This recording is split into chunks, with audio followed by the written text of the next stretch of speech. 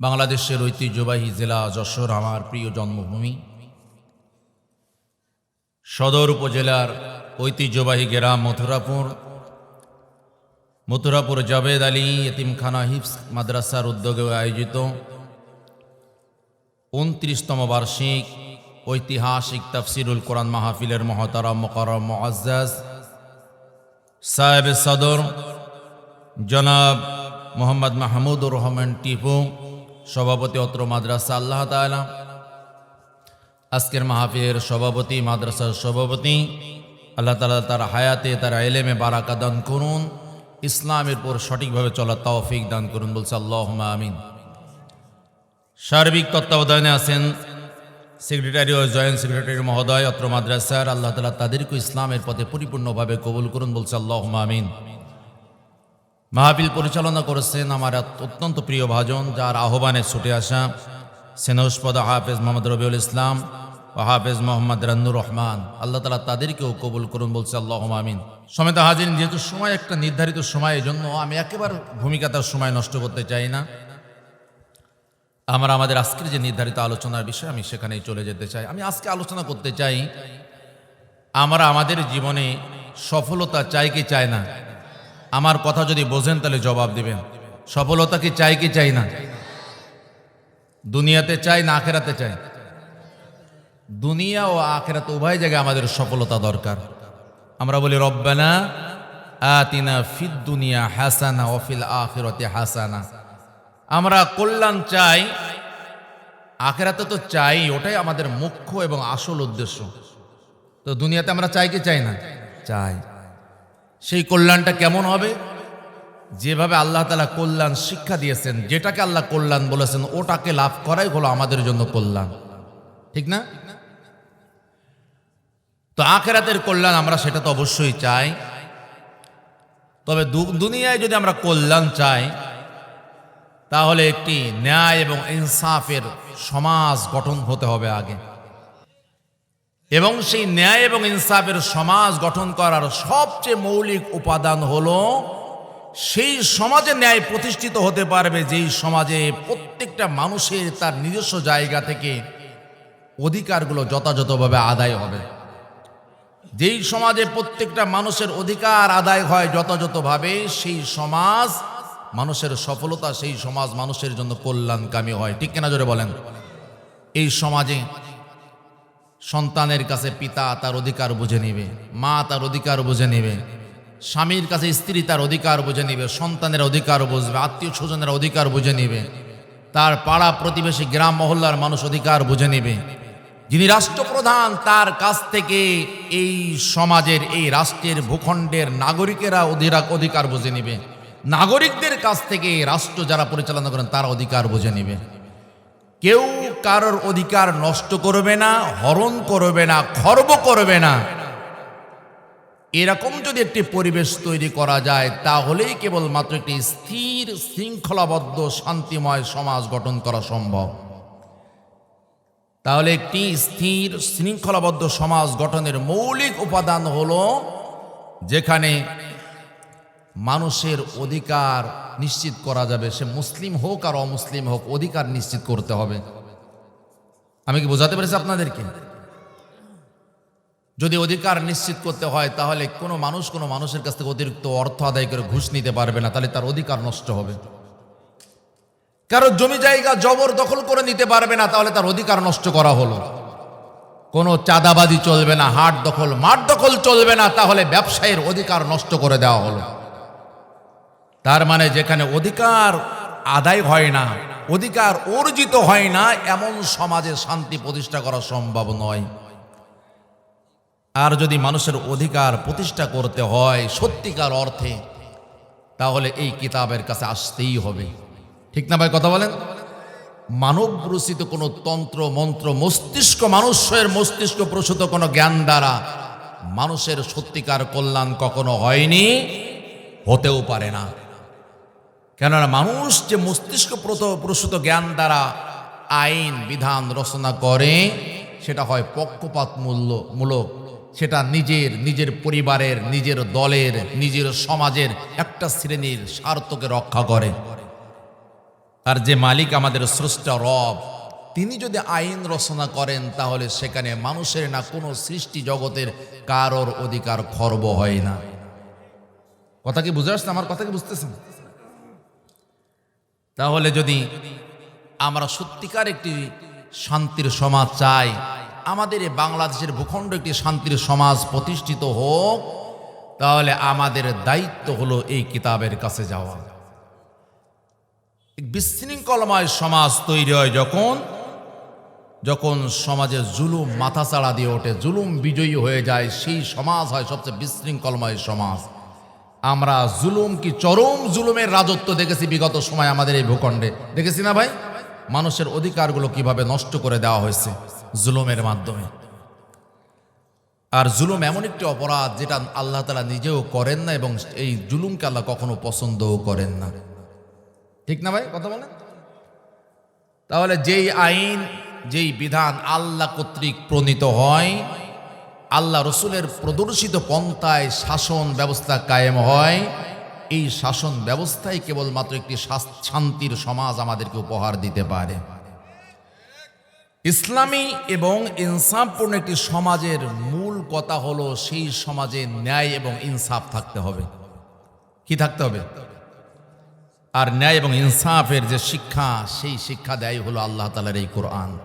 সুবহানাল্লাহ বলা যাবে? আল্লাহ তাআলা বলেন,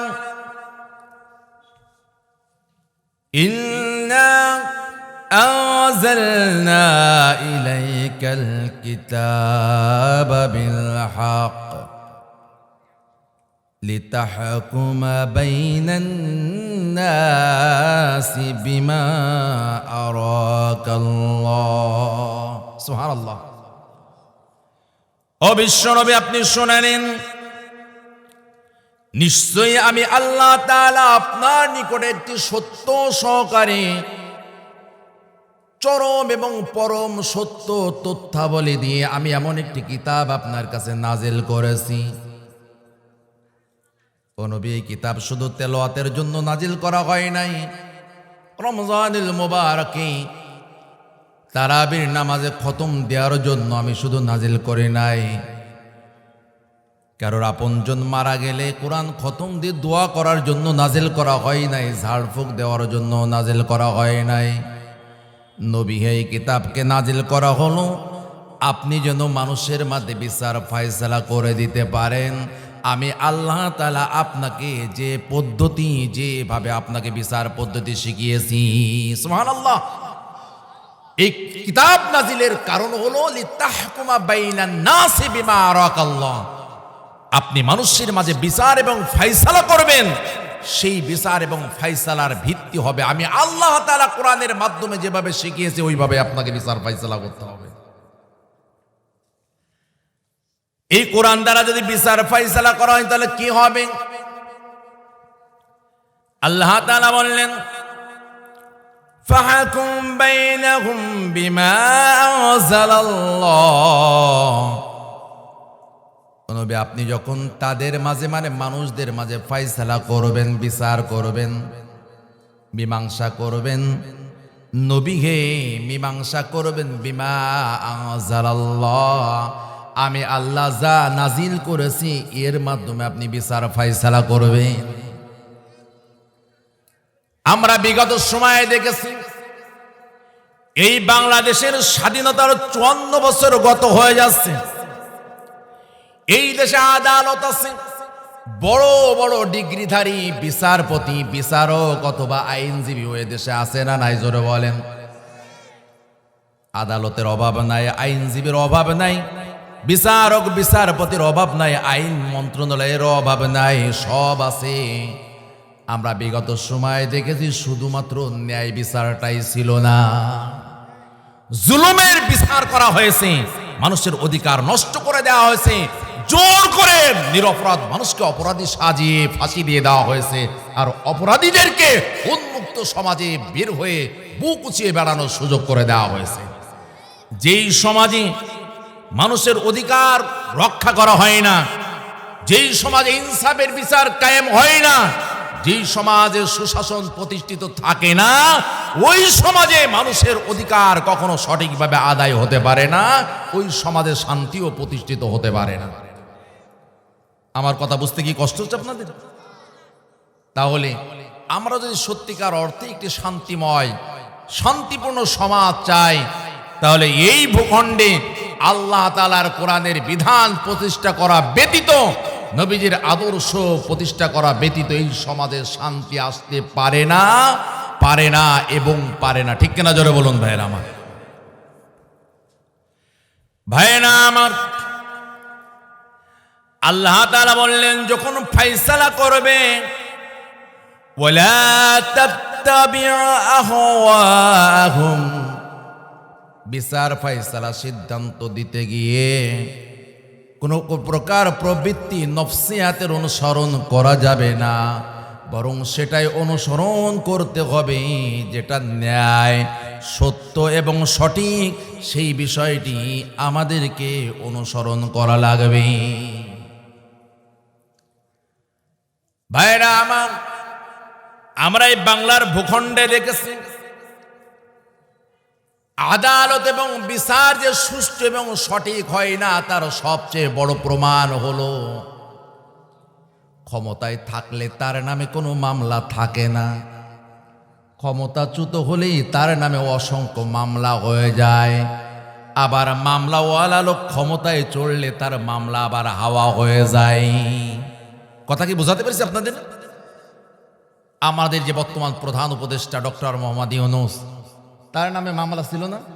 কথা বলেন, আপনারা আমার সাথে একটু কথা বলেন, তার নামে মামলা ছিল কি না? তিনি উপদেষ্টা এখনো আছে নাকি? তাকে 6 তলা পর্যন্ত পায়ে হেঁটে তাকে হাজিরা দিতে হতো, সেই প্রধান উপদেষ্টা আমাদের এখন আছে?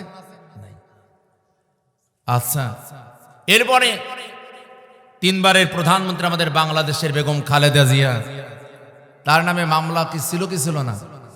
কথা বলেন, ছিল কি ছিল না? সেগুলো আস্তে আস্তে আর এখন নাই, সেটা সাজানো মিথ্যা মামলা যেটাই হোক। আমি বলতে, যখন ক্ষমতার বাইরে থাকে তখন মামলা হয়, আর যখন ক্ষমতা এসে যায়, ক্ষমতা আসার পরিবেশ হয়, তখন আর মামলা থাকে না। আচ্ছা, এই যে শেখ হাসিনা যিনি পালিয়ে গেলেন বাংলাদেশ থেকে, তার নামে আগে তো মামলা থাকার কোনো প্রশ্নই থাকে না বিগত 17 বছরে, এখন কি আছে না নাই? আমি শুধু এতটুকু বুঝালাম, আমাদের আইন আদালত যে সঠিকভাবে পরিচালিত হয় না, তার মানে হলো, তার বড় প্রমাণ হলো ক্ষমতায় থাকলে কোনো মামলা থাকে না, ক্ষমতায় না থাকলে ভুরি ভুরি মামলা নামে চলে আসে। কিন্তু কোরআনুল কারীম যে সমাজ ব্যবস্থার শিক্ষা দেয়, এখানে কি ক্ষমতায় আছে বা নাই তা দেখা হয় না, সত্য এবং ন্যায়ের পক্ষে যে এই কোরআনের ফয়সালা, তার পক্ষে চলে যায়। সাইয়েদনা ওমর অর্ধ পৃথিবীর খলিফা, 32 লক্ষ বর্গ মাইল জায়গার প্রেসিডেন্ট তিনি, খলিফা তিনি। সাইয়েদনা ওমর তিনি খলিফা, এমন অবস্থায় আরবের এক ব্যবসায়ীর কাছ থেকে একটা ঘোড়া ক্রয় করলেন, লেনদেন কমপ্লিট হয়ে গেল।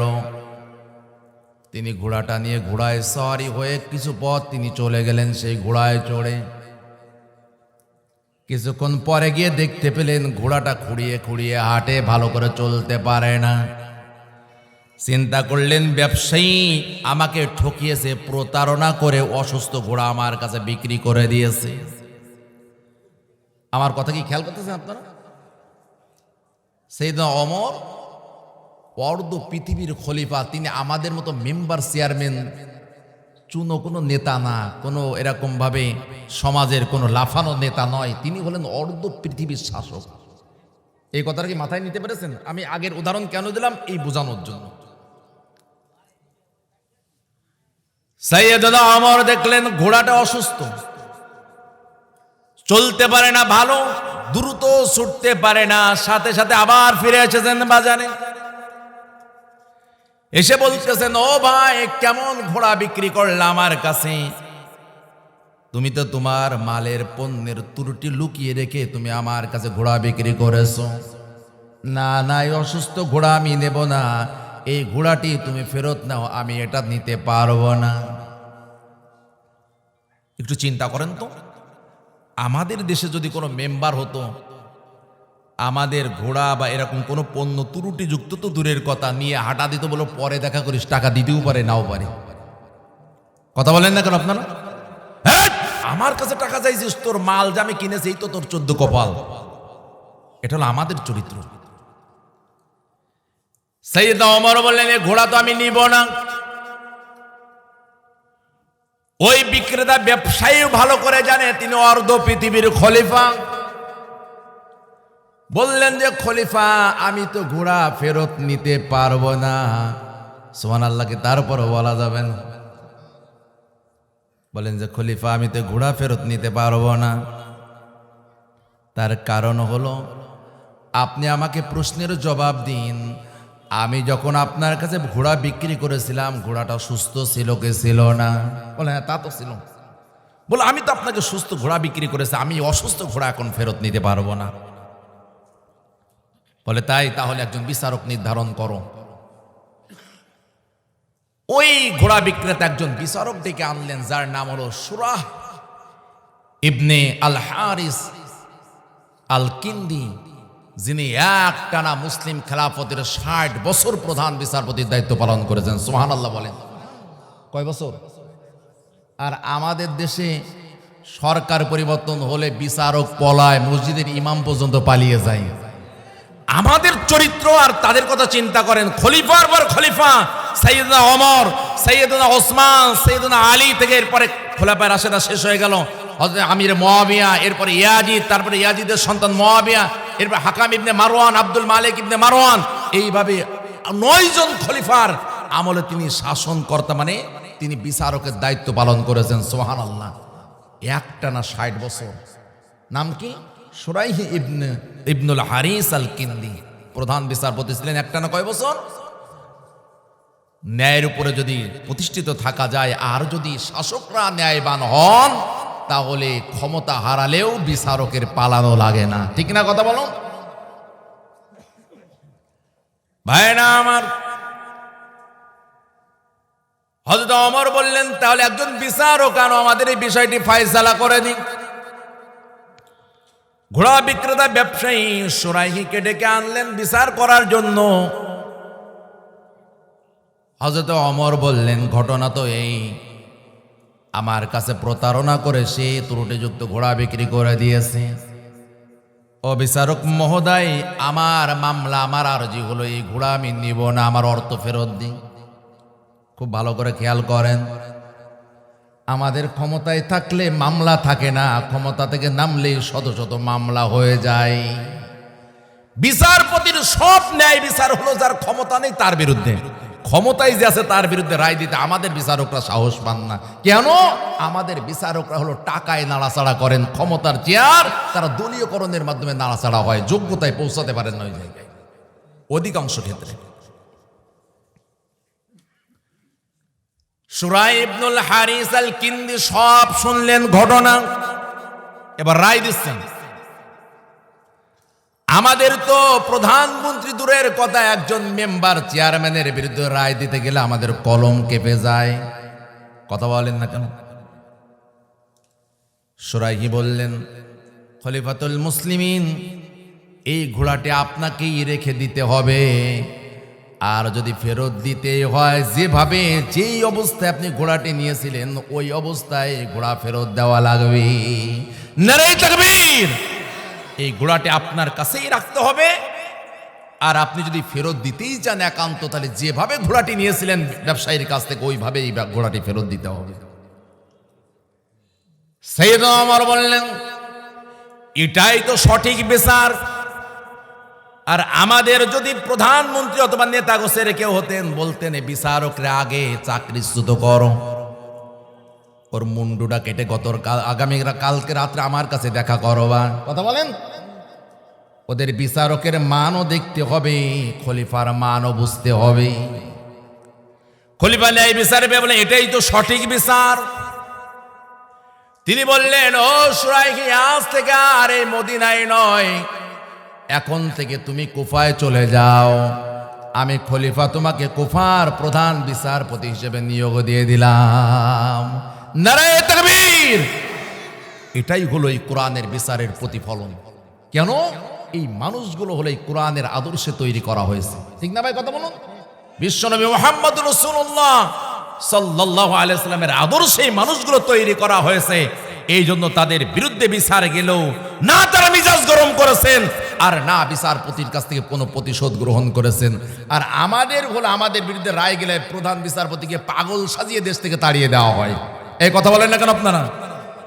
একজন সুস্থ বিচারপতিকেও পাগল সাজিয়ে, দুর্নীতিবাজ সাজিয়ে দেশ থেকে বিতাড়িত করা হয়। ইতিহাস আমরা দেখেছি না? কথা বলেন, দেখেছি কিনা? এই কোরআন এমন শাসনের, এমন বিচারের শিক্ষা দেয়। চতুর্থ খলিফা হযরত আলী রাদিয়াল্লাহু তাআলা আনহু, তার সদ্য কিনা একটি লোহার বর্ম হারিয়ে গেল। হঠাৎ একদিন দেখতে পেলেন যে এই বর্মটি এক ইহুদির কাছে রয়েছে। ওই বর্মটি সেই বর্ম যেই বর্মটি হযরত আলী ওই ইহুদির কাছ থেকে কিছুদিন আগে কিনেছেন। বুঝতেছেন না? এই ভাইয়ের বর্ম আমি কিনেছি, হারাই ফেলেছি, আবার আমি পর্বতে হারানোর পর ওই বর্মটা ওনার কাছে দেখতে পাচ্ছি। আমার কথা কি বুঝতে কষ্ট হচ্ছে আপনাদের? বর্মটি পাওয়া গেল এক ইহুদির কাছে। সাইয়েদনা আলী জোর করে কেড়ে নেন নাই। ইসলাম এটা শিক্ষা দেয় না জোর করে কারো কাছে কিছু কেড়ে নিতে হবে, ঠিক কিনা বলেন? ইসলাম শিক্ষা দেয় ইনসাফ, ইসলাম শিক্ষা দেয় ন্যায় বিচার, সত্যের পক্ষে থাকা লাগবে। আর মানব রচিত তন্ত্র মন্ত্র মানুষকে জুলুমের শিক্ষা দেয়। হাট দখল, ঘাট দখল, চাঁদাবাজি, অন্যকে খুন করা, এটা হলো মানব রচিত তন্ত্র মন্ত্র মানুষকে শিক্ষা দেয়। ইসলাম এগুলো শিক্ষা দেয় না, ইসলাম এগুলো শিক্ষা দিতে পারি না, এটা ইসলামের শিক্ষা নয়। হযরত আলী গেলেন ইহুদির কাছে, বললেন, ও ভাই বর্মটি কোথায় পেয়েছে? এটা তো আমার। ইহুদি বললেন, না না, বর্মটি তো আমারই। বলল, তাহলে চলো কাজীর দরবারে চলো। তখনও কাজী হলেন এই সুরাই ইবনুল হারিস আল কিন্দি।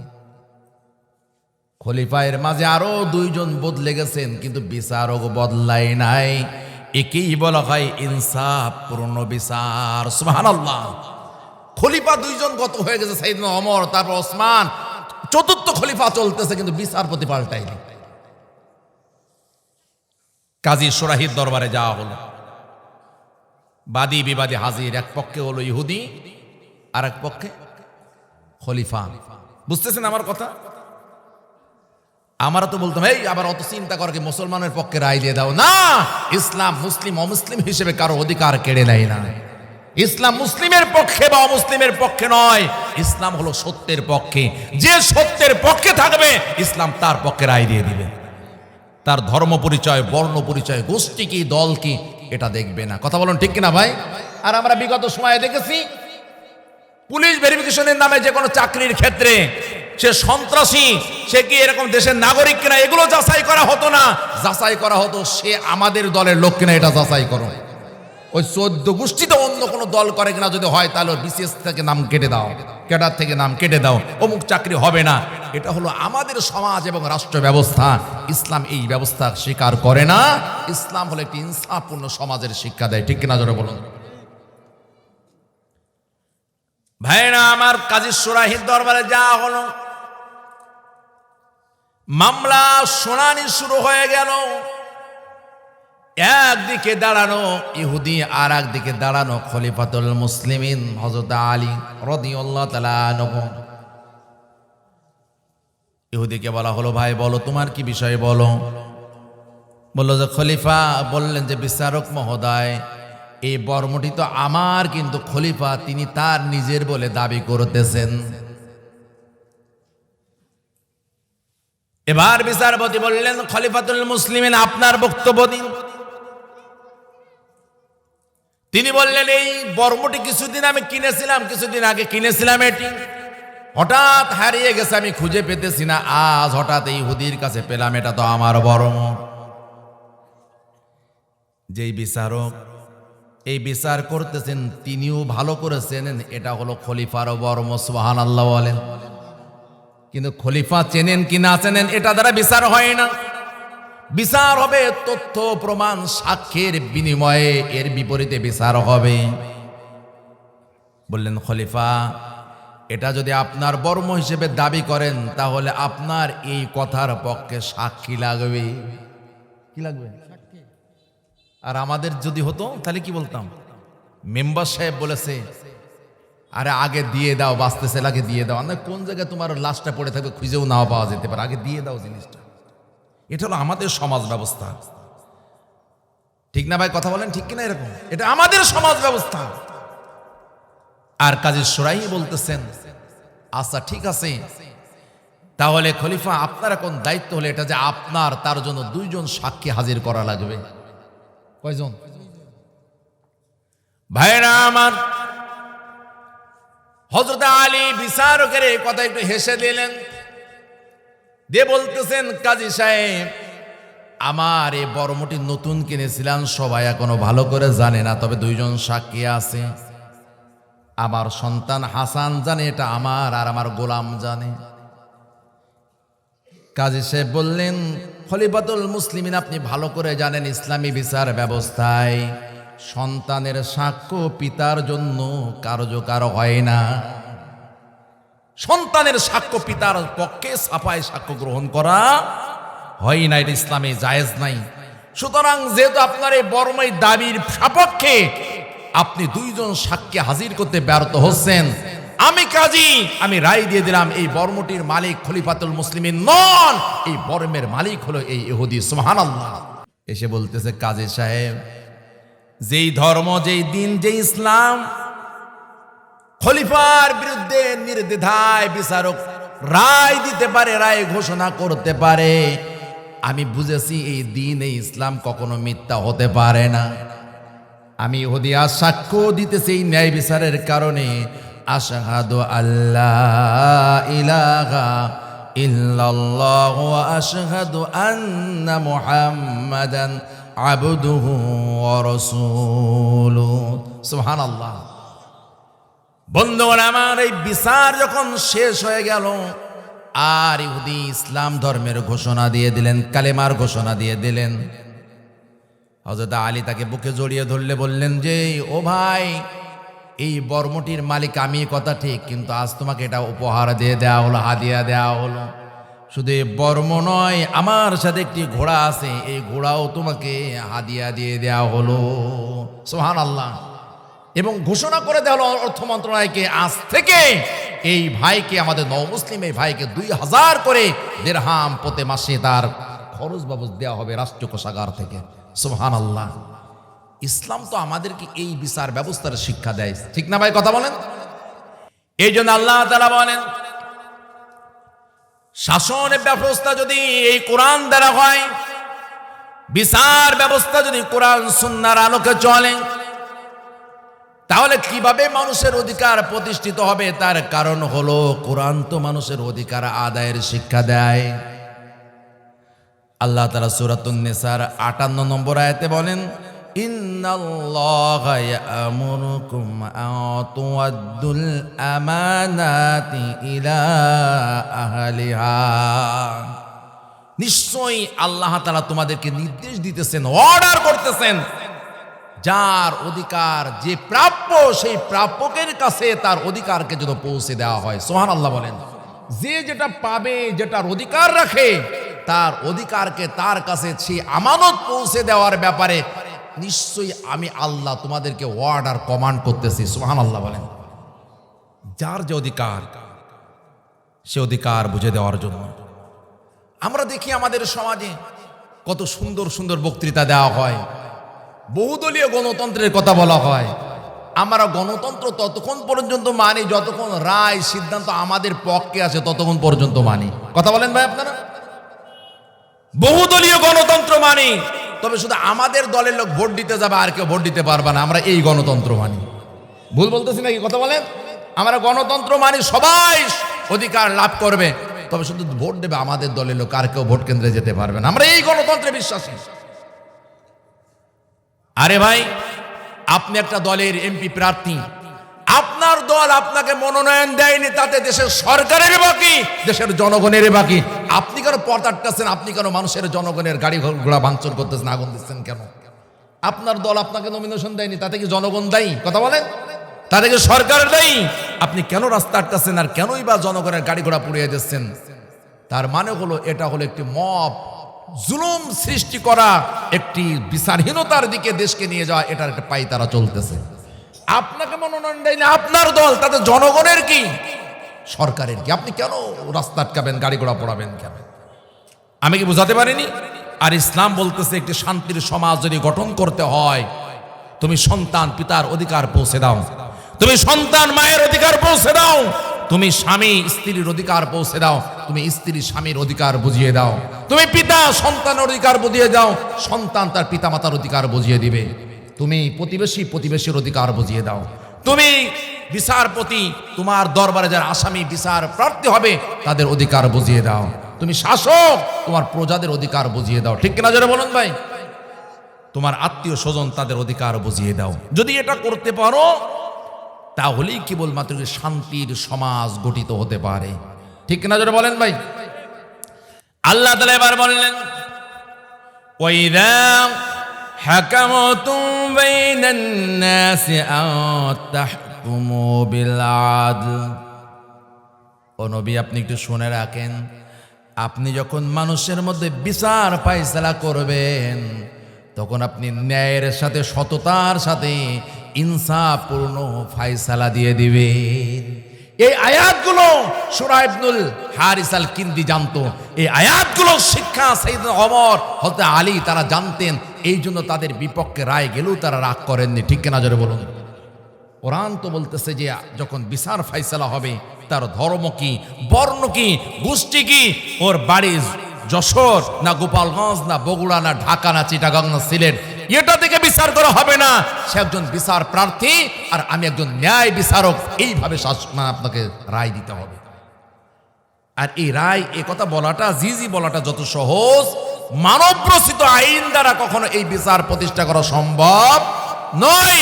কেননা মানব রচিত আইন দিয়ে শাসন করা হলে ইচ্ছা করলেই মানব রচিত আইন পাল্টানো যায়, কিন্তু আল্লাহর কোরআনের আইন দিয়ে শাসিত হলে এই আইন ইচ্ছা করলেও পাল্টানো যায় না। আল্লাহ শিখাচ্ছেন আমাদেরকে। বন্ধুরা আমার, শুধু তাই নয়, আল্লাহ তাআলা আরেকটা আয়াতের ভিতরে বললেন, ইয়া আইয়ুহাল্লাযীনা আমানু কুনু قوامين بالقسط شهداء لله। হে ঈমানের দাবিদার, হে মুমিনেরা, তোমরা যখন সাক্ষ্য দিবে তখন আল্লাহর সন্তুষ্টির জন্য ন্যায়ের উপর দাঁড়িয়ে যাবে, ন্যায়ের পথে অবিচল থাকবে, জীবন চলে যাবে, মাথা চলে যাবে, তারপরেও তোমার বক্তব্য যেন বাতিল এবং তাগুতের পক্ষে না হয়। কিসের পক্ষে হতে হবে? ন্যায়ের পক্ষে, সত্যের পক্ষে তোমাদের সমর্থন থাকতে হবে। খুব ভালো করে খেয়াল করেন আল্লাহ কি বললেন এখানে। আল্লাহ তাআলা বললেন, ওয়ালাউ আলা আনফুসিকুম আওয়াল ওয়ালিদাইনি ওয়াল আকরাবিন। সাক্ষ্য দিতে গিয়ে যখন কাঠগড়ায় দাঁড়িয়েছো তখন দেখো যে সত্যের পক্ষে বললে নিজের বিপক্ষে বলা লাগবে। আল্লাহ তাআলা বলেন যে সত্য বলতে গিয়ে যদি নিজের বিপক্ষেও চলে যায়, পিতা মাতার বিপক্ষেও চলে যায়, আত্মীয় স্বজনের বিপক্ষেও চলে যায়, তুমি যদি মুমিন হও তাহলে তোমার সাক্ষ্য হতে হবে সততার পক্ষে। নারে তাকবীর! আমরা সাক্ষী দেখেছি বাংলাদেশে 6 মাইল দূর থেকে দেখেছে স্পষ্ট যে অমুকরে খুন করেছে। শুনেছেন না আপনারা? প্রহসন কাকে বলে? আইন আদালত মানুষের অধিকারের সাথে তামাশা কাকে বলে? 6 কিলোমিটার দূর থেকে স্পষ্ট দেখতে পেরেছে যে অমুক অমুককে হত্যা করেছে। 6 কিলোমিটার চোখে কি লাগানো ছিল তা আল্লাহ পাকই ভালো জানে। ঠিক কিনা করে বুঝে বলেন?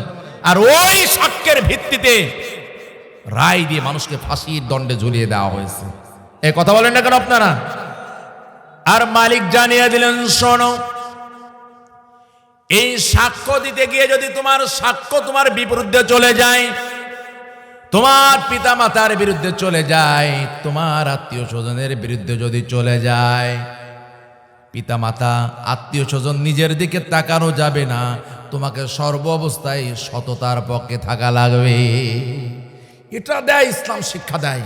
এখানে কোনো দলীয়করণ নাই, এখানে কোনো আত্মীয়করণ নাই, এখানে কোনো জাতীয়তাবোধ নাই। এই রায়ের ক্ষেত্রে, ফয়সালার ক্ষেত্রে কেবলমাত্র বিবেচনা করা হবে সত্যের পক্ষে কে আছে। এই আদালত, এই ন্যায় বিচার, এই সুশাসন তা কেবলমাত্র আল্লাহর কোরআন রাসূলের আদর্শের মধ্যে পাওয়া যায়। ঠিক না কথা বলেন ভাই?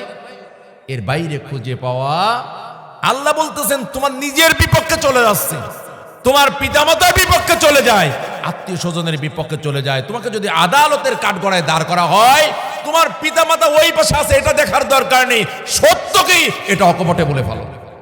এটা ইসলাম মুমিনকে শিক্ষা দিচ্ছে। আমরা তো মুসলিম দেশ, আছে এই অবস্থা আছে? বলেন তো আছে? ছিল না, নেইও। সুতরাং 90% ভূখণ্ড, এই ভূখণ্ডে যে মুসলমানেরা বসবাস করে, আমাদের দায়িত্ব এসেছে এই অবহেলিত কোরআনকে, এর আইনকে, এর বিধানকে সর্বোচ্চ আইনে পরিণত করা। ঠিক কিনা জোরে বলুন? তা করতে যদি আমাদের ব্যর্থ হই, এই কোরআন যেভাবে আমাদের বিরুদ্ধে মামলা দিবে আখেরাতে, একইভাবে বিশ্বনবী মুহাম্মদ রাসূলুল্লাহ সাল্লাল্লাহু আলাইহি ওয়াসাল্লাম যার সুপারিশের আশায় বসে আছি, তিনিও আমাদের বিরুদ্ধে আখেরাতে মামলা দিয়ে দিবেন।